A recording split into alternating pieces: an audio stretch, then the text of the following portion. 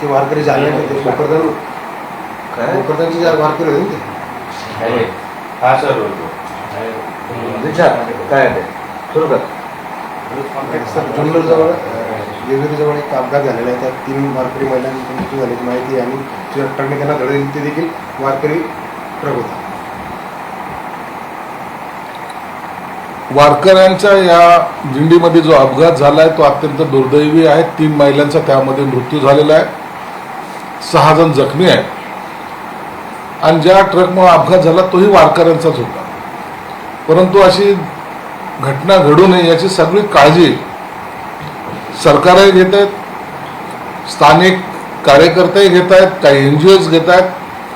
परंतु तरी अशी जेव्हा घटना घडते त्या टायमाला महाराष्ट्राच्या सर्व जनतेला त्याच्याबद्दलचं दुःख हे जाणवतं.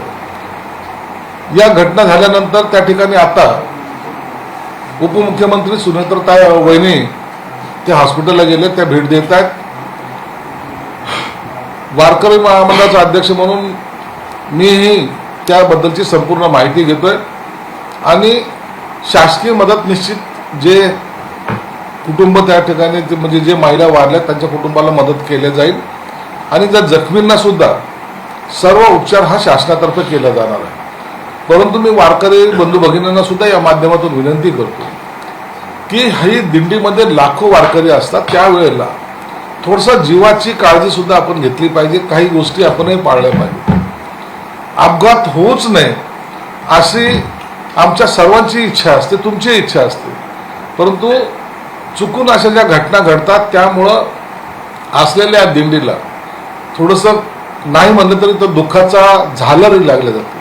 म्हणून आपल्या जीवाला सांभाळा आणि एक आनंदामध्ये आपली दिंडी तिथपर्यंत पोहोचवा. एक धाराशिवची घटना आहे. वारकऱ्यांना वाटण्यासाठी संत गजानन महाराजांची दिंडी चालली होती. तिथे काही कोल्ड्रिंक्स आणि काही पेय आणली. ती पिऊन सुरुवातीला नर्सेसलाच विषबाधा झाली. सुदैवाने वारकऱ्यांपर्यंत ते पोहोचलं नाही, नाहीतर मोठा घात झाला असता. ती जी काय पेय आणलीत आता त्याच्यावर तो बंदी घातलेली आहे, त्यांचं सगळं सीलही केलेलं आहे. परंतु अशा प्रकारे कोल्ड्रिंक्स ह्या कशा निर्माण झाल्या आणि पहिल्या टेस्ट ज्याला म्हणता येईल ते ज्या नर्सने घेतल्या त्याच स्वतः गंभीर आहेत. म्हणून अशा प्रकारचा जर ती कोल्ड्रिंक जर सर्वसामान्य वारकऱ्यांकडे गेली असती तर किती मोठा घटना घडली असती याची कल्पना केलेली होती. म्हणून आता ज्या कोल्ड्रिंक्स वगैरे ज्या आहेत जे वारकऱ्यांना देतात येणारे पेय असतील इतर ते सुद्धा FDA मार्फत चेक केले जाते. तर आपण बघतोय हजारो वाहनं जे आहेत ते वाहन सहभागी होतात. ते वारकऱ्याचे वाहन असून पोलीस त्यावर कारवाई करत नाही, मात्र त्याचं फिटनेस नसतं. अनेक वाहनं जे खिळखिल झाली पाहिजे.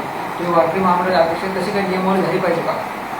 बघा, नियमावली आपण ह्या वारकरी संप्रदायाचे जे असतात सर्वजण लोक जे असतात अत्यंत भक्तिभावान जात असतात. हे काही बिझनेस नाही आहे. ह्या ट्रक्स वगैरे जे असतात ते त्यांच्या गावातले असतात, खेड्यातले असतात, ते काढतात जातात घेऊन जातात. म्हणून त्याला सहानुभूतीने पाहिलं पाहिजे. म्हणून आम्ही त्यांच्याकडे पाहताना सहानुभूती दर्शवतो. प्रत्येक गाडीला फिटनेस पाहिजे, फिटनेस घेणं आवश्यक आहे. खरं तर ते बंधनकारक सुद्धा आहे. परंतु एखाद्याने जर घेतलं नाही तर त्याच्याकडे थोडासा कानाडोळा हे आम्ही करत असतो यासाठी की ज्या भक्तिभावात ते जात असतात त्यांना अडखतही नको. पुन्हा ते वाहन जर अडवलं तर त्याच्यात असलेलं मटेरियल, त्याच्यात असलेलं सामान हे सर्व त्या ठिकाणीच राहतं आणि मग त्याची ती वारी कंप्लीट होणार नाही. म्हणून थोडासा सहानुभूतीचा अंश आम्ही त्या ठिकाणी दाखवत असतो. परंतु तरी सर्व वारकऱ्यांनी आपल्या ज्या गाड्या असतात ना त्याचे फिटनेस करून घेतले पाहिजे. तुमच्यासाठी चांगलं आहे. तुम्ही जेव्हा जाता त्या टायमाला तुमची गाडीमध्ये बंद पडू नये किंवा ती गाडी चांगल्या स्थितीत असावी हा त्याचा मागचा आमचा हेतू असतो. ही भावना सुद्धा सर्व या दिंडीमध्ये सहभागी होणाऱ्या वारकरी संप्रदायाने सुद्धा समजून घेतली पाहिजे. राजकीय प्रश्न विचारला. महाराष्ट्राच्या राजकारणात मुख्यमंत्री देवेंद्र फडणवीसांच्या नावावर एक नवा विक्रम झाला आहे. सर्वाधिक काळ मुख्यमंत्रीपद, 3 वेळा मुख्यमंत्रीपद असा एक नवा विक्रम शरद पवारांना मागे टाकले. चर्चा सुरू होता. देवेंद्र फडणवीस महाराष्ट्र राज्याचे लाडके मुख्यमंत्री, त्यांना आमच्या पक्षातर्फे आमच्यातर्फे सुद्धा मनापासून हार्दिक शुभेच्छा. एक नवा विक्रम देवेंद्र फडणवीस साहेबांनी केला आहे. शरद पवार साहेबांचा सुद्धा रेकॉर्ड मोडून ते आज पुढे गेलेले आहे. त्यांच्या या वयामध्ये भरपूर आणखीन यशाचा पल्ला त्यांना गाठायचा आहे आणि म्हणून हे असलेलं उमदा नेतृत्व, महाराष्ट्राला लाभलेलं नेतृत्व आणखीन प्रगतीपथावर जावं, राजकीय त्यांचं आणखीन पुढं भरभराट हो अशी आमच्यातर्फे सुद्धा त्यांना शुभेच्छा आहे. केंद्रात वगैरे जावं असं काही का? दिल्लीत का अजून म्हणजे दिल्लीत जावं? दिल्लीत जावं का? त्यांनी कुठं जावं हा निर्णय त्यांचा असतो, परंतु आज त्यांनी रेकॉर्ड मोडलाय या आनंदाच्या आम्ही त्यांना शुभेच्छा देतो. विनायक राऊत यांच्यावर कौटुंबिक हिंसाचाराचा गुन्हा दाखल झालाय. त्यांच्या मुलीनं सुनेनंच प्रेस कॉन्फरन्स घेत मला जादूटोना करत होते, मानसिक शारीरिक छळ करत होते असे आरोप केलेले आहेत. विनायक राऊतच्या सुनेने पत्रकार परिषद घेऊन ज्या प्रकारे आरोप केलेले ते अत्यंत गंभीर आहेत.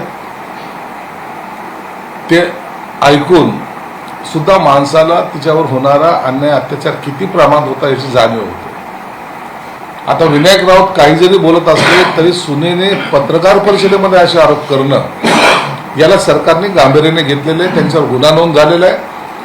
7 लोकांवर त्यांच्यावर गुन्हा नोंद झालेला आहे. आणि ज्या जादूटोण्याबद्दल टीका करत होते तेच आता जादूटोण्यामध्ये किती माहीर आहेत हे सुद्धा आता महाराष्ट्राच्या लक्षात आलेलं आहे. म्हणून महिलांवर अत्याचार करणे किंवा छळ करणे या सगळ्या गुन्ह्यामध्ये आता विनायक राऊतच्या सर्व कुटुंबाला यावं लागेल. एक बातमी आली आहे, राज्यातील मागासवर्गीय विद्यार्थ्यांच्या वसतिगृहांची दैना झाली आहे. कॅगनं हा ठपका ठेवलाय असं सांगतात. निश्चित आहे, काही मागासवर्गीय हॉस्टेल्स जे आहेत जे भाड्या तत्वावर आम्ही घेतलेले आहेत अनेक वर्षापासून आहेत, ते आता आम्ही एक एक काढण्याचा प्रयत्न करतोय. जे खात्याचे जे काय हॉस्टेल आहेत त्यांना सुद्धा मोठ्या प्रमाणात निधी आम्ही दिलेला आहे. नवीन हॉस्टेलची निर्मिती सुद्धा आम्ही करतोय. आणि म्हणून आता यापुढे ही दैनंदिन अवस्था होऊ नये याचा प्रयत्न आमचा विभाग करतो. मुंबईमध्ये वाहतूक कोंडी होऊ नये म्हणून इन्फ्रास्ट्रक्चर तयार करतोय, मोनो रेल्वे हे ते रस्ते तयार केले असं तुमच्या सरकारचा दावा आहे. तुमच्याच उपमहापौर आहे, त्यांचं म्हणणं आहे वाहतुकीमुळे कोंडीमुळे मी त्रस्त झाली आहे, मला महापौर बंगल्याच्या बाजूला एक बंगला देण्यात यावा किंवा माझी वाहतूक कोंडीतनं सुटका होईल. त्यांनी ते विधान केलेले. दादर सारखा एरिया गजबजलेला एरिया असतो. 25 वर्षाची साचलेली घाण आता काढायला थोडा उशीर जरूर लागतोय, परंतु वर्षभरात त्यांची सुद्धा अडचण दूर होईल. उपमहापौरांना घर द्यावं का फुटबॉल आता तिकडे? नाही, उपमहापौराला घर द्यायचा असा नियम नाही आहे, म्हणून त्यांना घर देता येणार नाही. सर, उद्धव ठाकरेंनी दुपारी 12:30 वाजता महत्वाची पत्रकार परिषद भरवली. आता काय बोलू त्याकडे लक्ष आहे? काय बोलणार आहे? त्यांच्याकडे आता विषय नाही आहे. ते आता राम मंदिरावर बोलतील, पुन्हा तोच विषय घेतील. नागपूरला आम्ही आता हे करणार ते करणार ते म्हणतील. त्यांनी खरं तर विनायक राऊतवर बोललं पाहिजे, त्यांनी संजय राऊतवर बोललं पाहिजे, त्यांनी महाराष्ट्राच्या राजकारणावर बोललं पाहिजे. परंतु 2-4 टोमणे मारणं हा त्यांच्या त्या पत्रकार परिषदेचा हेतू असावा. यापेक्षा दुसरं काही त्या पत्रकार परिषदेमधून निघणार नाही. मॅन्युअलमध्ये तो माणूस पडला, त्या कॉन्ट्रॅक्टर्सला सगळ्यांना नोटीसही पाठवण्यात आल्या, मात्र उत्तरं देण्याचं सुद्धा स्वारस्य या कॉन्ट्रॅक्टरांनी या दुकानमध्ये नाही असं पुढे आलेलं आहे. जुमानत नाही आहे महापालिका नोटिसांना काम करणारे लोक. जुमानत नाही असं जर असेल तर त्यांनी तातडीने त्या कॉन्ट्रॅक्टरला काळ्या यादीत टाकलं पाहिजे आणि त्याच्यावर फौजदारी स्वरूपाचा किंवा मनुष्यवधाचा गुन्हा दाखल केला पाहिजे. जर तो आधी एवढे मस्तवाल जर कॉन्ट्रॅक्टर होत असतील तर मग सर्वसामान्याच्या जीवाला धोका निश्चित पोहोचतो. म्हणून याच्यावर कठोर कारवाई केली तर मागच्याला ठेस पुढचा शहाणा असं आपल्याला करता येईल. आता मराठवाड्यात गंभीर परिस्थिती आहे, पाऊस नाही आहे, शेतकरी पेरण्यात झाल्या नाही, ज्यांनी केली त्यांना दुबार पेरणी. काय मराठवाड्यामध्ये आताच्या घडीला इतकी भयानक परिस्थिती आहे की पावसाची आम्ही चातकासारखी वाट पाहतोय कधी बरसेल. शेतकरी स्वतः मशागत करताना आपण पाहताय, ज्यांच्याकडे बैल नाही ते स्वतः माणसं ते शेतीची मशागत करतायत, नांगराला ते स्वतः लागलेले आहेत, परंतु पावसाचा पत्ता नाही. ही जर परिस्थिती पुढं कायम राहिली तर सर्वात मोठा दुष्काळ या मराठवाड्यात पडेल, विदर्भात पडेल अशी एकंदर स्थिती आहे. म्हणून सरकारसुद्धा याच्याकडे गांभीर्याने पाहत आहे आणि रोजच्या रोज बिघडणारी परिस्थिती. आज जर शेतकऱ्याला पेरावं का नाही पेरावं हा जो प्रश्न निर्माण झाला आहे याची सरकार निश्चित काळजी घेईल. आणि मला वाटतं या संदर्भामध्ये उद्या कॅबिनेटच्या नंतर तातडीची बैठक सुद्धा मुख्यमंत्र्यांनी बोलवलेली आहे. देवेंद्र फडणवीस यांनी रामरक्षा आंदोलनात सहभाग घ्यावा असं संजय राऊत म्हणतात. संजय राऊत हे तो येडा माणूस आहे. त्यांनी काय देवेंद्र फडणवीस हे राम मंदिरच्या आंदोलनात सुद्धा सहभागी झाले होते. आता यांनी रामरक्षा करून बाकीच्या गोष्टीवर फालतू चर्चा करण्यापेक्षा त्यात काय सुधारणा करता येईल याकडे लक्ष दिलं पाहिजे. असं आपल्या छत्रपती संभाजीनगरच्या बजाजनगरमधील महेश कुमार नावाचा युवक होता. तो मोर्शीतील दुर्घटनेत वारला आहे. 17 दिवसांपूर्वी लग्न झाले. दोषीवर कडक कारवाई करावी अशी म्हणून यांची मागणी. सर, एकूणच या सगळ्या लोकांच्या 9 जणांच्या मृत्यूसाठी जबाबदार कोणाला धरावं? मोशीतली ही दुर्घटना दुर्दैवी आहे. आता ती घटना जर तुम्ही पाहिली असेल, तो कचऱ्याचा सगळा जो प्रकार जो पाहिला आहे तो अत्यंत भयानक आहे आणि कोणी कल्पनासुद्धा केली नव्हती. अचानक घडलेली घटना, त्याच्यामध्ये ज्या 9 जणांचा मृत्यू होतो आणि ती घटना प्रत्येक माणसाचं मन हेलवणारी घटना आहे. म्हणून आता ह्या घटनेकडे आता सर्व दुःखित आहेतच, सर्वांना त्याची कल्पना आहे. परंतु त्या घटनेमधून आता बोध घेण्यासारखं सुद्धा आहे की कचऱ्याचं एवढे मोठे टावर सारखं उभं राहतात आणि ते अचानक कोसळल्यानंतर काय घडू शकतं. हे दुर्लक्ष ज्यांनी केले त्यांच्यावर सुद्धा कारवाई झाली पाहिजे. लाडकी बहीण योजनेतून 80 लाख नावं वगळली अशी माहिती होती.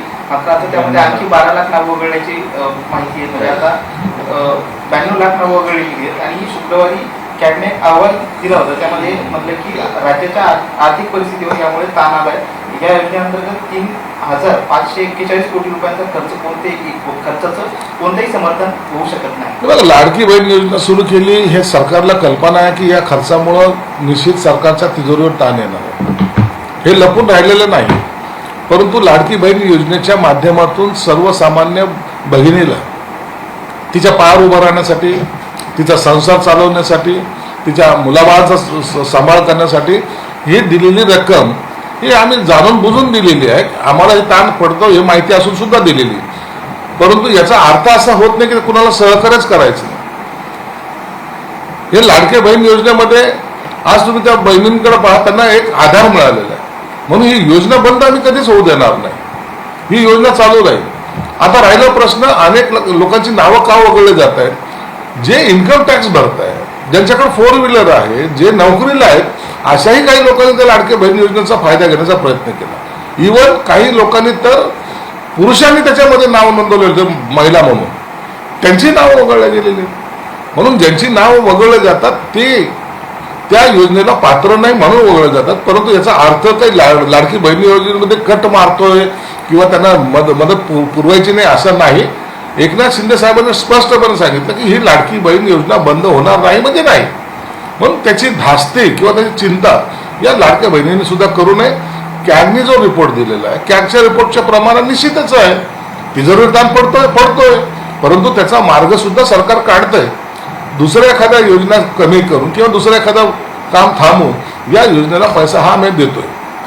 कर्जमाफीतून लाखो शेतकऱ्यांना वगळण्याचा डाव सरकारचा आहे असा आरोप वडेट्टीवारांनी केला. जर शेतकऱ्यांना वगळायचं असेल तर कर्जमाफी कशाला देतो असं होतं. असं नसतं होत कधी.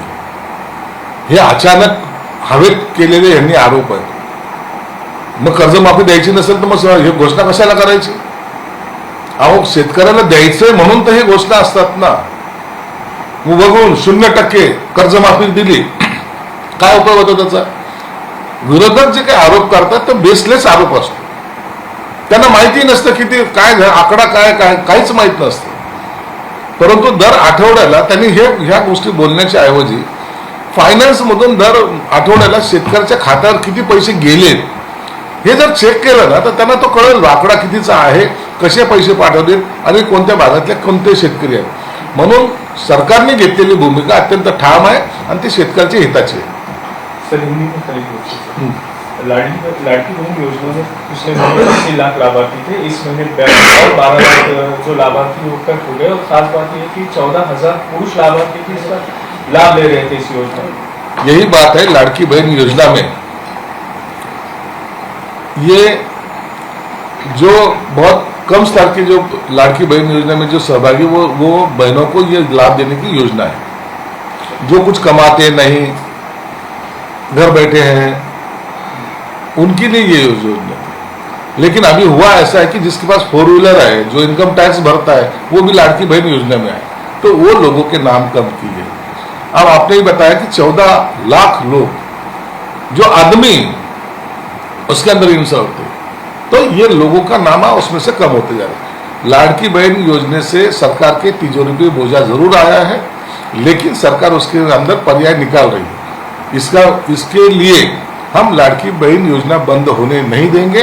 लाड़की बहन योजना हमारी चालू रहेगी। रामदास अठवले ने एक बयान दिया है, उसमें उन्होंने कहा है कि जल्द ही उबाटा के 15 विधायक शिवसेना में दाखिल होने जा रहे हैं। रामदास आठवले साहब ने जो कहा है, शायद उनकी जो मंशा या तो इच्छा है वो जल्दी पूरी करने की हम कोशिश जरूर करेंगे, लेकिन ऐसा वातावरण तो महाराष्ट्र में फिलहाल तो दिख रहा है कि उबाटा में अब कोई रहना नहीं चाहता। बाबा रामदेव का एक बयान बहुत सुर्खियों में है, जिसमें वो कह रहे हैं कि भारत जल्द ही हिंदू राष्ट्र बनने जा रहा है। जब हिंदू राष्ट्र बनेगा तब बाकी लोगों को डरने की जरूरत नहीं है, क्योंकि हम सबके पूर्वज सनातनी हिंदू और आर्य वैदिक थे। बाबा रामदेव जी ने क्या कहा है ये उनका वैयक्तिक मत है। सरकार की तरीके से काम कर रही है, क्या बनेगा नहीं बनेगा, लेकिन एक बात तय है कि ये राष्ट्र उन्नति की ओर जा रहा है, महासत्ता बनने जा रहा है, और उसी के साथ हिंदुत्व का नारा भी साथ में लेके चल रहा है।